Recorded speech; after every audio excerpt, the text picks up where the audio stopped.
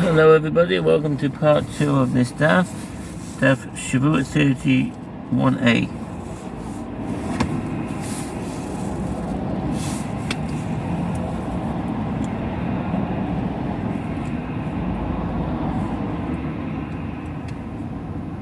Where was I? And the Mishnah teaches that the oath of testimony is practiced only with regard to those fit to testify. So what does that mean? If one's witnesses is disqualified as witnesses and are unfit to testify, e.g. one of them is a king, even if the disqualification was by rabbinic law, the witness is not liable for taking a false oath of testimony, even if he knows relevant testimony and denied knowledge of it. I'm Sefer Hafla Hilchos Shevuot 10:1.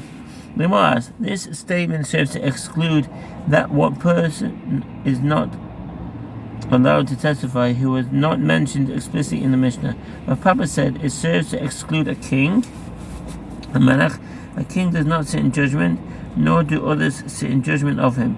He does not testify, nor do others testify about him. Rashi cites in Sanhedrin 18a. This is derived from the verse, "You shall set a king over you," Deuteronomy 17:15, which the sages interpret to mean that fear of and deference to him must be universal. Furthermore, as stated earlier in the Gemara, one does not testify before a tribunal comprised of judges of lesser stature than his in cases involving monetary law, and all the more so is not in keeping with deference due to the king to testify before others, says Rashi, who, although he is neither a relative nor otherwise disqualified from testifying, does not testify in court.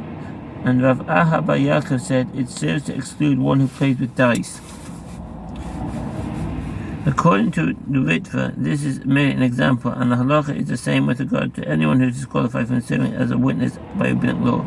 With regard to one who plays with dice, the sages disqualified him because he compels others who believe that they will win in dice, and whose reluctance to pay renders the acquisition of his money a transaction with inconclusive consent, asmachta. Although that does not render him a robber by Torah law, as that is only one who forcibly takes an item from another, as the sages disqualified him from serving as a witness. The Rid writes that the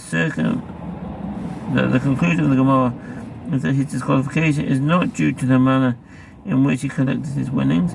Rather, he is disqualified because he is not involved in settling the world in a constructive manner.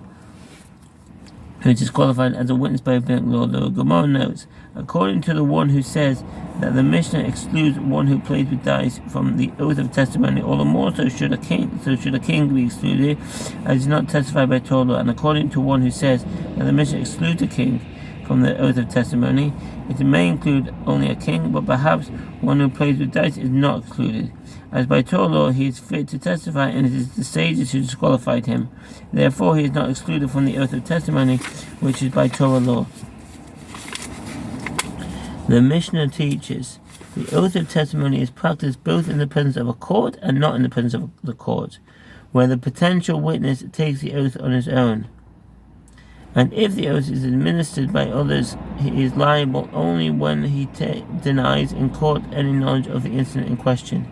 This is a statement of Rabbi Meir, and the rabbis say whether the witness takes the oath on his own or whether the oath is administered by others, he is liable only when he denies in court, say, any knowledge of the incident in question. The Gemara asks, with regard to what do they disagree? The sages said in explanation before of Papa, did they disagree with regard to the method of derivation by means of a verbal analogy?